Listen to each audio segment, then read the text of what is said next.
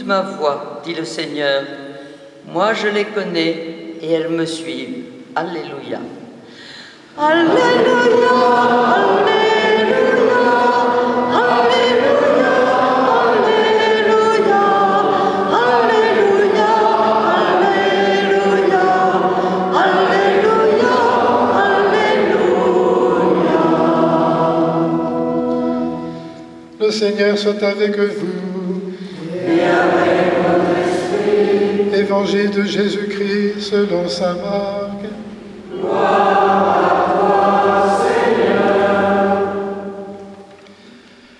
En ce temps-là, après leur première mission, les apôtres se réunirent auprès de Jésus et lui annoncèrent tout ce qu'ils avaient fait et enseigné. Il leur dit, « Venez à l'écart, dans un endroit désert, et reposez-vous un peu. » De fait, ceux qui arrivaient et ceux qui partaient étaient nombreux. Il n'en avait même pas le temps de manger. Alors ils partirent en barque pour un endroit désert, à l'écart. Les gens les virent s'éloigner et beaucoup comprirent leur intention. Alors, à pied, de toutes les villes, ils coururent là-bas et arrivèrent avant eux. En débarquant, Jésus vit une grande foule. Il fut saisi de compassion envers eux, parce qu'ils étaient comme des brebis sans berger. Alors il se mit à les enseigner longuement. Acclamons la parole de Dieu. Louange à toi, Seigneur Jésus.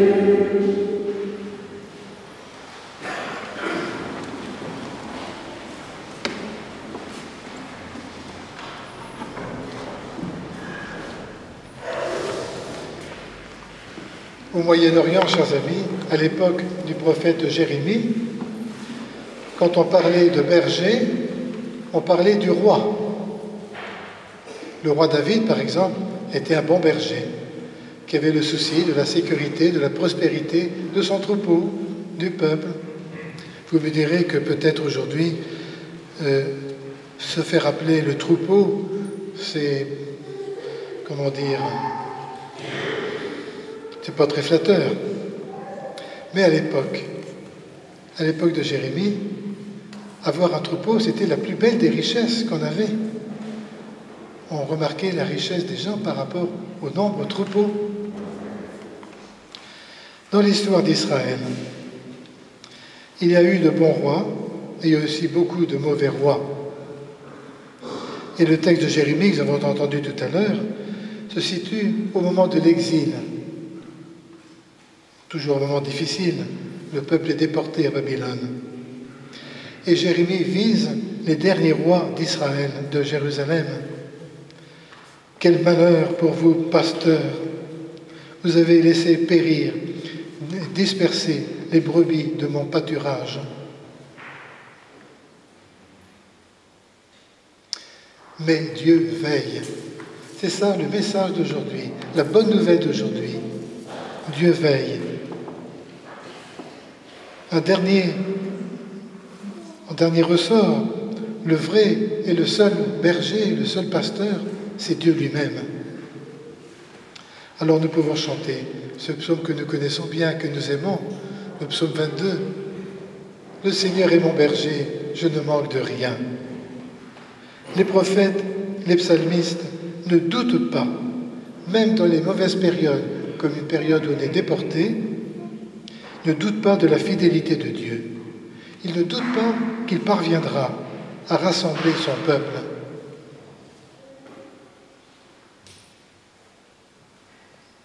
Et le bon pasteur qui est promis, nous le connaissons, c'est le Christ. Alors Paul, dans la deuxième lettre qu'il a écrite, élargit.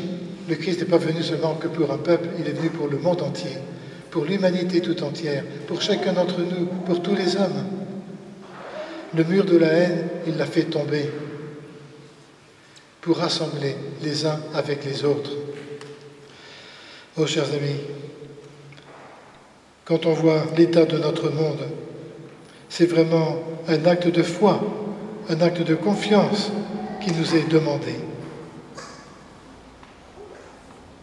Comme toujours dans les psaumes, c'est à la première personne et en même temps c'est collectif.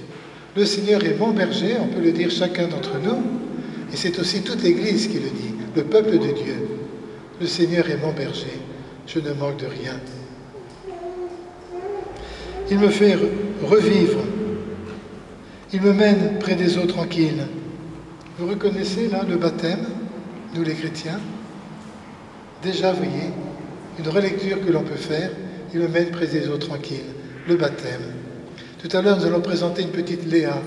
Léa qui va être baptisée. Voilà. Et puis, nous continuons à regarder le psaume. Il prépare la table pour moi. Et nous reconnaissons l'Eucharistie, que nous allons célébrer ensemble. C'est le pain de la route, pour être toujours unis au Christ depuis notre baptême. Nous sommes unis au Christ, vainqueur du mal et de la mort. On ne le croit jamais assez, ça. Il est vainqueur du mal, et l'excès du mal, c'est la mort. Et puis, le psaume continue. Il répand son parfum sur ma tête. Mais nous reconnaissons la confirmation. Vous, les jeunes, allez bientôt être confirmés.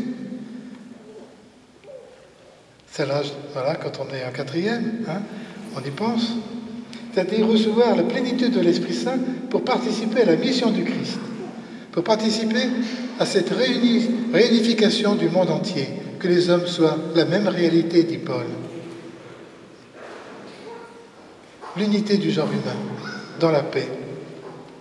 Et puis, le psaume dit encore, « Il me conduit par des justes chemins, pour l'honneur de son nom. » Dans la Bible, le chemin signifie la vie dans l'alliance avec notre Dieu. Vous connaissez peut-être, j'espère, cette prière de l'Angélus. « Répands, Seigneur, ta grâce dans nos cœurs, ton amour dans nos cœurs, afin qu'après avoir connu dans la joie l'incarnation de ton Fils, nous soyons conduits par sa passion et par sa croix jusqu'à la gloire de la résurrection. » Et oui, c'est le chemin de la vie. Il y a forcément une purification à vivre pour chacun d'entre nous et pour tous les hommes du monde entier. Et pour rester fidèle à la parole de Dieu aujourd'hui, c'est contre l'idolâtrie. L'idole, c'est pas seulement une statue en bois ou en plâtre. L'idole, c'est ce qui brise notre liberté. Ça peut être nous-mêmes une idole, tellement préoccupés de soi. Ça peut être une autre personne. Ça peut être aussi, dans notre société de consommation, ce besoin de toujours avoir quelque chose. Cette recherche incessante qui brise notre liberté, finalement. Les religieux et les religieuses le savent très bien. Ça peut être aussi une idole, une idée que l'on a, mais qu'on idolâtre. On a toujours raison. Eh bien, passer par la croix de Jésus, sa passion et sa croix, pour arriver à la vie, c'est accepter d'abandonner une idole qui nous brise notre liberté, pour quitter ces fausses pistes que le monde souvent nous présente. Je suis le bon pasteur, je donne ma vie pour mes brebis. Vous connaissez bien cette phrase merveilleuse de Saint Jean au chapitre 10. Alors chantons et rechantons dans notre cœur, toi Seigneur, tu es mon berger, je ne manque de rien. Ton bâton, ta croix, me guide et me rassure. La foi, vous voyez, la confiance en Dieu, ce n'est pas des belles idées. Ça se reconnaît dans la vie de chacun d'entre nous, dans l'histoire de l'humanité. La foi, la confiance, ça se vit. Ce n'est pas quelque chose qu'on a dans la tête seulement. Notre vie personnelle est aussi au cœur de l'Église, pour tous les hommes. Bon, je vais peut-être me répéter ce que je vous l'ai déjà dit, mais j'ai trouvé ça tellement beau. La prière de Solzhenitsyn, par exemple.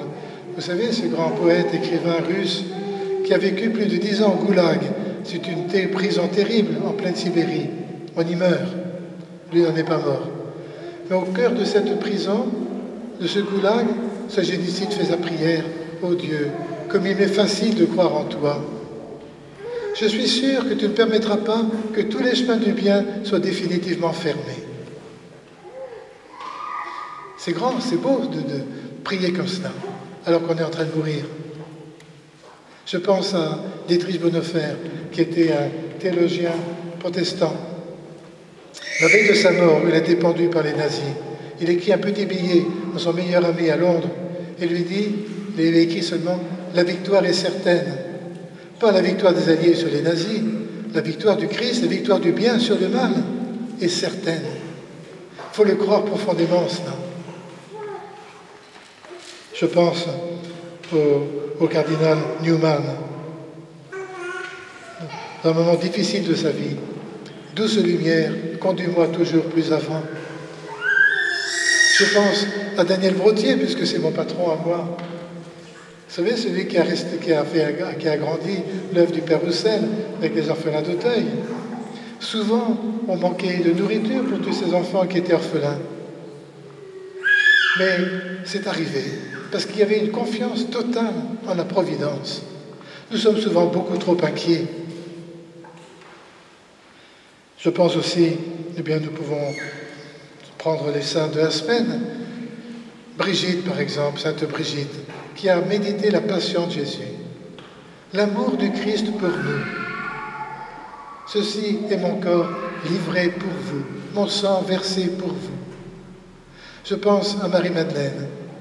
Marie-Madeleine, vous savez, cette grande pécheresse qui est quand même au pied de la croix avec Marie et Jean. C'est extraordinaire de regarder les statues. Les artistes savent transcrire des choses importantes. Toutes les pietas. Vous savez, quand on voit la Vierge Marie recevoir le corps mort de son fils, Jésus. Marie est toujours triste. Je pense à Michel-Ange, par exemple. Mais elle n'est pas désespérée. Vous pourrez regarder la belle Pietà qui est au fond de l'église ici, ou une autre qui est ici. Ce sont des artistes des époques différentes. Marie. Quelle douleur pour une mère de voir son enfant défunt dans les bras. Et pourtant, elle n'est pas désespérée. Parce qu'elle est sûre que ce que le Christ ce qui lui a été dit par l'ange, c'était pour la vie, c'était pas pour la mort. Il se passera quelque chose. Dieu veille. Je pense encore à Charbel Malbouf, qui est un moine du Liban, ce pays aujourd'hui qui a tant de difficultés par tous les immigrés qui sont dans ce pays. Le moine, je pense à cette année de la vie consacrée, vous voyez, qui essaye de se libérer d'eux-mêmes pour être tout à l'écoute de Dieu, pour être tout ouvert à Dieu, plaire à Dieu. Nous allons fêter également Saint Jacques à la fin de la semaine, un apôtre. Ils ont donné leur vie, les apôtres, parce qu'ils ont vu le Christ ressuscité. Ils savent qu'il est vainqueur de la mort, du mal et de la mort. Alors, je termine. Notre vie chrétienne, chers amis, c'est une protestation que malgré les épreuves personnelles, les épreuves collectives, malgré ce qui nous désole dans la vie, malgré le mal, malgré ce qui nous paraît inhumain, une protestation que le Christ est vainqueur de tout cela et que nous savons qu'avec lui, seuls les gestes de bien, d'humanité, d'amour ont les promesses de l'avenir, selon l'expression de Jean-Paul II. Et c'est tous les jours. Hier, j'ai rencontré une personne qui me racontait, une personne âgée. Ce sont ses neveux qui sont occupés d'elle pendant 8 jours. Elle est revenue ravie, enchantée. Ça a changé tout pour une année. Il y a comme ça des gestes dans l'humanité qui ont les promesses de l'avenir. Nous savons, nous croyons qu'enfin, Dieu réunira l'humanité dans sa paix